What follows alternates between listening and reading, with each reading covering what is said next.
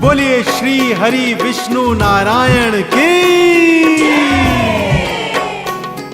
भक्तजनों, भगवान श्री हरि विष्णु नारायण जो जग के पालनहार हैं, जिनका चतुर्भुज रूप है, जो पीतांबर धारण किए हुए हैं, जिनके हाथों में चक्र, सुदर्शन, पद्म और गदा है, जिनका नारायण मंत्र भवसागर से पार लगाने वाला है, तो मेरे साथ उनके नारायण मंत्र का जाप कीजिए। श्रीमन नारायण नारायण हरि हरि, भजमन नारायण नारायण हरि हरि। ओम नमो भगवते वासुदेवाय, ओम नमो भगवते वासुदेवाय। क्या आप जानते हैं भक्तों कि भगवान श्री हरि को माता तुलसी अत्यंत प्रिय क्यों है? क्यों भगवान विष्णु तुलसी की माला कंठ में धारण करते हैं? आइए ये पावन कथा आपको संगीतमय रूप में सुनाने जा रहा हूं, जिसे सुनकर आपका तन मन पवित्र हो जाएगा और आपके पापों का समूल विनाश होगा। तो एक बार फिर प्रेम और श्रद्धा से मेरे साथ बोलिए, बोलिए भगवान श्री हरि विष्णु नारायण की।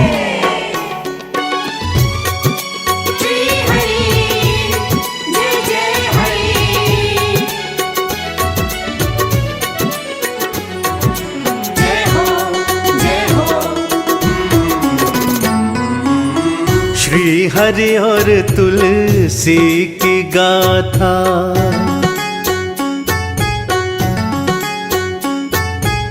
श्री हरि और तुलसी की गाथा, आओ भक्तों तुमको सुनाए। क्यों तुलसी की माला गले में श्री विष्णु धारण करवाए, पावन गाथा तुमको सुनाए, पावन गाथा तुमको सुनाए।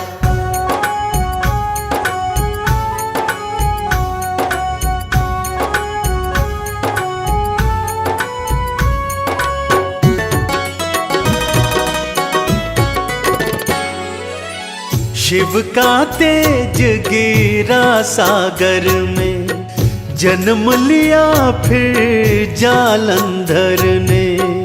भक्तजनों, वेद पुराणों के अनुसार श्री हरि और तुलसी जी की गाथा का आरंभ होता है दैत्य जालंधर के जन्म से। एक बार भगवान शंकर का तेज सागर में गिर गया भक्तों, और उसी तेज की शक्ति से सागर से दैत्य जालंधर का जन्म हुआ। भगवान शिव का अंश था जालंधर भक्तों, इसलिए अत्यंत शक्तिशाली और बलशाली था। अपने शक्ति और बल के कारण तीनों लोकों में उसने उत्पात मचाना आरंभ कर दिया। देवी देवता, दानव मानव, पशु पक्षी सभी हाहाकार करने लगे। इस जालंधर का तुलसी की कथा से क्या लेना देना है? आइए भक्तों सुनते हैं ये पावन कथा। शिव का तेज गिरा सागर में, जन्म लिया फिर जालंधर ने। शिव का अंश होने के कारण रूप किया विकराल था धारण। अपने अतुलित बल के कारण वो भारी उत्पात मचाए, पावन गाथा तुमको सुनाए, पावन गाथा तुमको सुनाए।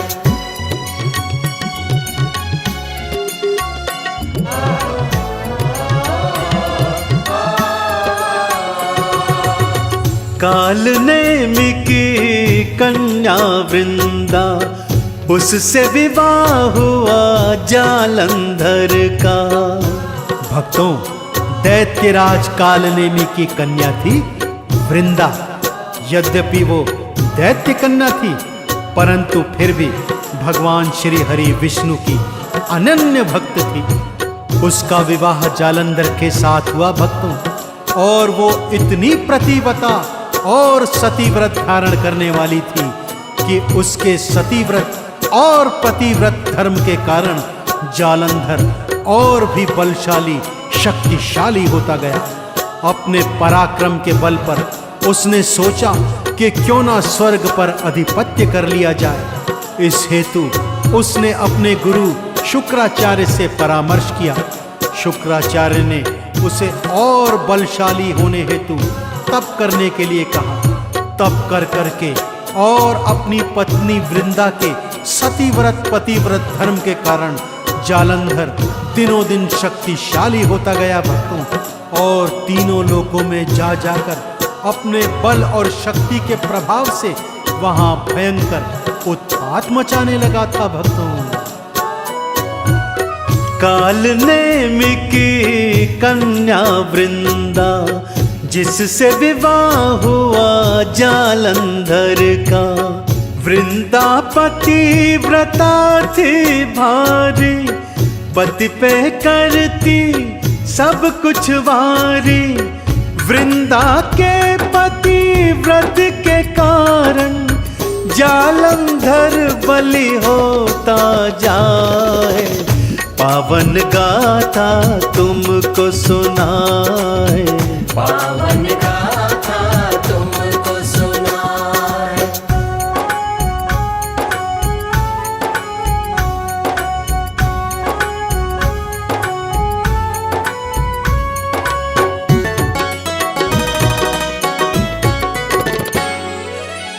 जालंधर के मन में आई, क्यों न वरों में लक्ष्मी माई। तीनों लोकों का स्वामी होने के पश्चात एक दिन जालंधर के मन में विचार आया कि क्यों न श्री हरि विष्णु के वाम अंग बैठने वाली लक्ष्मी जी का वरण करूं। यह सोचकर वो क्षीर सागर में जा पहुंचा और महालक्ष्मी के समक्ष जाकर उनसे विवाह का प्रस्ताव दिया। महालक्ष्मी ने उसे समझाते हुए कहा, हे जालंधर, तू भी और मैं भी दोनों ही सागर द्वारा उत्पन्न हुए हैं, अतः हम दोनों तो भाई बहन हैं। भला भाई और बहन के मध्य विवाह कैसे हो सकता है। जालंधर पहले तो बहुत क्रोध में आया भक्तों, परंतु जब बात उसकी समझ में आई तब वो क्रोधित होकर अपने लोक में वापस आ गया। परंतु महालक्ष्मी का वरण न करने के कारण दिन रात क्रोध में जलता रहता और प्राणियों पर हाहाकार उत्पात मचाता रहता। जालंधर के मन में आई, क्यों न वरों में लक्ष्मी माई। क्षीर के सागर चल कर आया, पर लक्ष्मी ने उसे समझाया, हम दोनों हैं बहन भाई, हम दोनों सागर के जाए। पावन गाथा तुमको सुनाए, पावन गाथा तुमको सुनाए।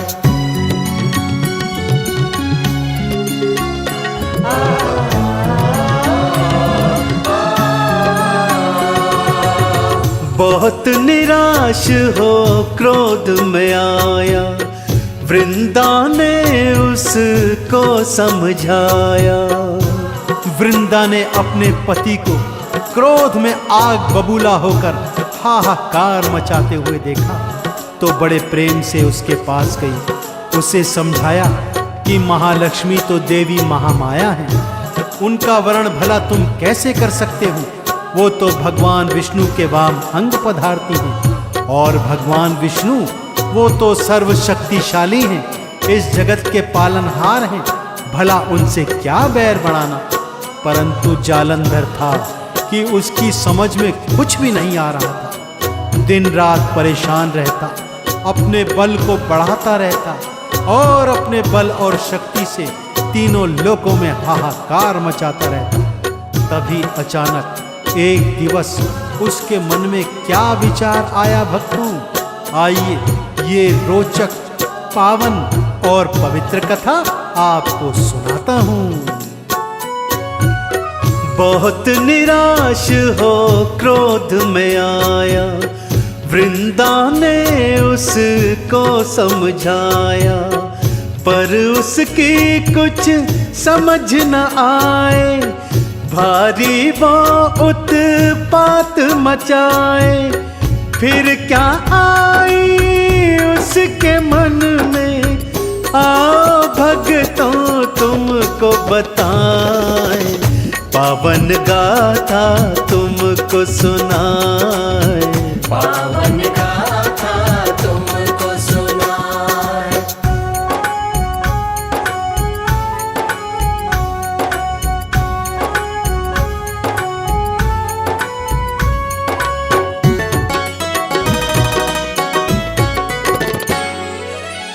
अब तो मैं कैलाश पे जाऊं, गौरा संग में ब्याह रचाऊं। जालंधर के मन में आया कि मैं महालक्ष्मी का वर्णन नहीं कर पाया तो क्या, इसी समय कैलाश पे जाता हूँ और गौरी का वर्णन कर उसे अपनी पत्नी बनाता हूँ। वृंदा ने एक बार फिर चरणों में गिरकर प्रार्थना की, उसे समझाने का प्रयास किया कि माँ गौरा कोई साधारण देवी नहीं, शक्तिशाली महामाया है, जगत जननी है, उनका वर्णन करने का विचार छोड़ दे। परंतु जालंधर की समझ में कुछ नहीं आया। कैलाश पे जा पहुंचा और गौरा जी के समक्ष जाकर उन्हें विवाह का प्रस्ताव दिया। माँ गौरा को अत्यंत क्रोध आया भक्तों, तत्काल प्रभाव से भगवान शिव के समक्ष पहुंची और उनको सारी बात बताई। अब तो मैं कैलाश पे जाऊं, गौरा संग में ब्याह रचाऊं। गौरा को प्रस्ताव सुनाया, गौरा को फिर क्रोध थाया। गौरा पहुंची शिव के सन्मुख, उनको सारी बात बताए। पावन गाथा तुमको सुनाए, पावन गाथा तुमको सुनाए।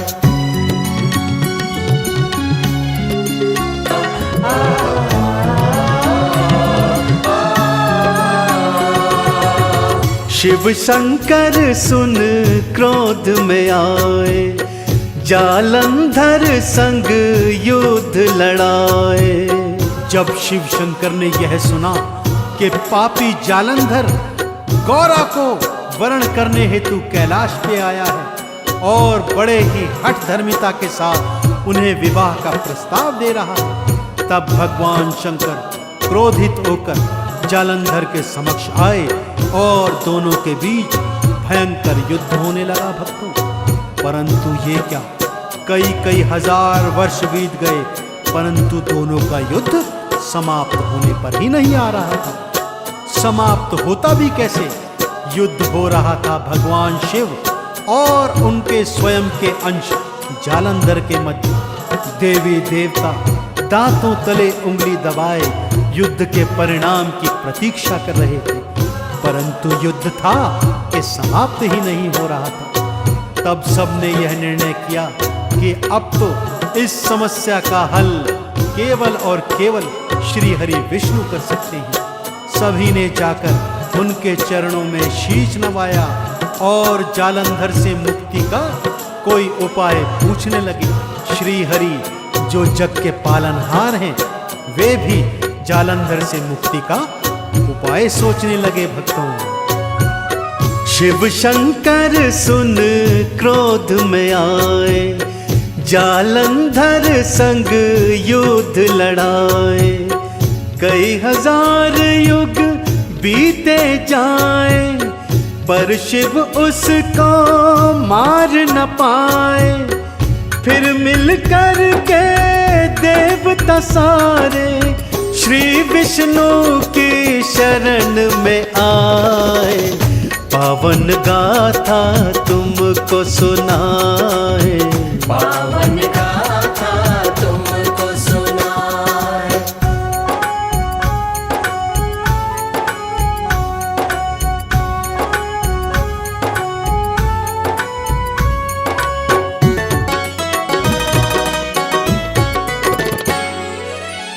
वृंदा का सत हरना होगा, प्रभु ये कारज करना होगा। देवगुरु बृहस्पति और सभी देवी देवताओं ने भगवान श्री हरि को बताया कि हे हरि, हे विष्णु नारायण, यदि आप जालंधर का अंत करना चाहते हैं तो इससे पहले आपको उसकी पत्नी वृंदा के सतीत्व और प्रतिव्रत धर्म का हरण करना होगा। जब तक वृंदा का सतीत्व भंग नहीं होगा तब तक जालंधर की मृत्यु कभी नहीं आ सकती। श्री हरि ने भी सतीत्व भंग करने का निर्णय किया और जालंधर का रूप बनाकर वृंदा के सन्मुख आ गए। भक्तों, वृंदा बेचारी दिन भर श्री हरि के नाम का जाप करती और अपने पतिव्रत धर्म का पालन करती थी। श्री हरि विष्णु को पति के रूप में सन्मुख पाकर भी वो उन्हें पहचान न पाई और उन्हीं के साथ पति के समान व्यवहार करने लगी। बस फिर क्या था भक्तों, जैसे ही भगवान श्री हरि विष्णु ने वृंदा का सतीत्व पतिव्रत धर्म भंग किया, जालंधर की शक्तियां क्षीण हो गई। तब आगे क्या पावन कथा हुई, श्री हरि भगवान ने क्या लीला रचाई, आइए श्री हरि भगवान के चरणों में ध्यान लगाकर सुनते हैं आगे की पावन कथा। वृंदा का सत हरना होगा, प्रभु ये कारज करना होगा। जालंधर का रूप बनाए, फिर वृंदा के सन्मुख आए। वृंदा उनका पति समझकर पति के समान व्यवहार कराए। पावन गाथा तुमको सुनाए। पावन गाथा तुमको सुनाए।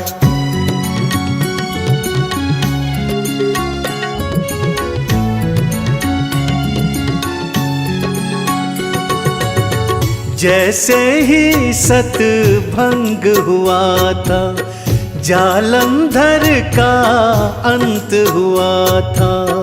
जैसे ही वृंदा का सतीत्व पतिव्रत धर्म भंग हुआ, भगवान शिव के हाथों जालंधर का अंत हो गया। भक्तों, जब वृंदा को यह समाचार मिला, वो तो जैसे जड़ ही हो गई, क्योंकि अब उनके समक्ष उनके पति नहीं, श्री हरि भगवान विष्णु खड़े थे, जिनकी आराधना वो दिन रात किया करती थी। रोते रोते भगवान श्री हरि से पूछती है कि हे हरि, मेरी पूजा मेरे तप का आपने यही फल दिया? भगवान श्री हरि विष्णु वृंदा के प्रश्नों का उत्तर नहीं दे पाए और पाषाण यानी पत्थर के समान खड़े खड़े उसकी बातें सुनते रहे। जब वृंदा को अपने प्रश्नों का उत्तर नहीं मिला तो उसने श्राप दिया, जाओ श्री हरि विष्णु, जैसे पत्थर के समान मेरे समक्ष खड़े हो, आप पत्थर के रूप में परिवर्तित हो जाओ। ऐसा कहते ही भगवान श्री हरि विष्णु शालिग्राम में परिवर्तित हो गए भक्तों, और तब से पाषाण रूप में शालिग्राम के अवतार में भक्तों द्वारा पूजे जाने लगे। और इधर वृंदा ने निर्णय किया कि वे अपने शरीर को जलाकर भस्म कर देंगी। जैसे ही सत भंग हुआ था, जालंधर का अंत हुआ था। वृंदा ने जब सच यह जाना, खुद को जलाऊं उसने ठाना।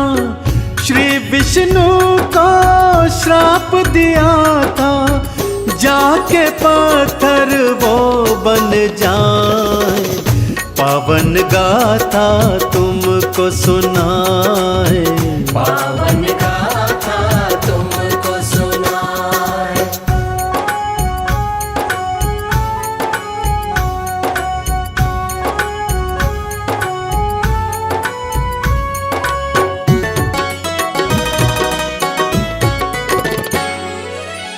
जहाँ वृंदा ने खुद को जलाया, तुलसी का एक पेड़ उगाया। भक्तजनों, जिस स्थान पर वृंदा ने अग्नि स्नान कर स्वयं को अग्नि को समर्पित किया, उस स्थान पर पावन तुलसी माता का पौधा उगाया। इधर भगवान श्री हरि विष्णु ने जब उस पौधे को देखा तो बड़े ही प्रेम से उसे स्वीकार किया और माँ तुलसी को यह वरदान दिया कि मृत्यु लोक में वो घर घर में पूजी जाएंगी और श्री हरि की दूसरी पत्नी कहलाएंगी। तभी से भक्तों, भगवान श्री हरि और माता तुलसी के भक्त हर वर्ष शालिग्राम और तुलसी का विवाह रचाते हैं तथा धूमधाम से उनका विवाह रचाकर दोनों का आशीर्वाद प्राप्त करते हैं।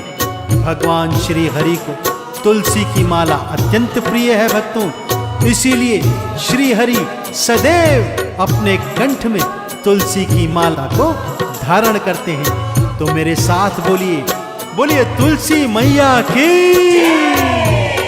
भगवान श्री हरि विष्णु नारायण की। जहाँ वृंदा ने खुद को जलाया, वहाँ तुलसी का पेड़ उगाया। शालिग्राम बन श्री हरि आए और तुलसी संग ब्याह रचाए। तब से तुलसी की माला को श्री हरि अपने कंठ लगाए। पावन गाथा तुमको सुनाए, पावन गाथा तुमको सुनाए।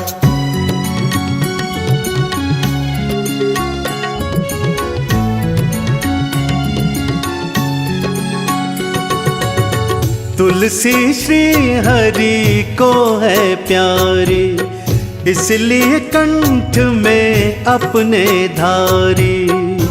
तो देखा आपने भक्तों, किस तरह से वृंदा ने तुलसी का रूप धारण कर भगवान श्री हरि को पति के रूप में प्राप्त किया और भगवान श्री हरि ने भी अपने वरदान अनुसार माता तुलसी को दूसरी पत्नी का दर्जा देते हुए उनकी माला को अपने कंठ में धारण किया। भक्त लोग माता तुलसी और श्री हरि नारायण की पूजा, जप तप, नाम उच्चारण करके उनका आशीर्वाद प्राप्त करते हैं तथा इस घनघोर कलयुग में भव सागर से पार जाने का मार्ग ढूंढते हैं।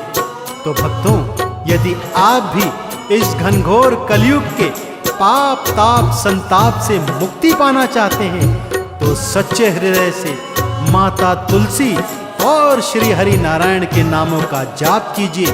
तुलसी की माला को फेरते हुए भगवान श्री हरि के 108 नामों का उच्चारण कीजिए। देखिएगा भक्तों, माता तुलसी और श्री हरि की कृपा आप पर सदैव बनी रहेगी और आप भव सागर तर जाएंगे। तुलसी श्री हरि को है प्यारी, इसलिए कंठ में अपने धारी। भक्त खुशी से ब्याह रचाते, चंदन का फिर तिलक लगाते। श्री हरि विष्णु तुलसी संग में भव सागर से पार लगाए। आओ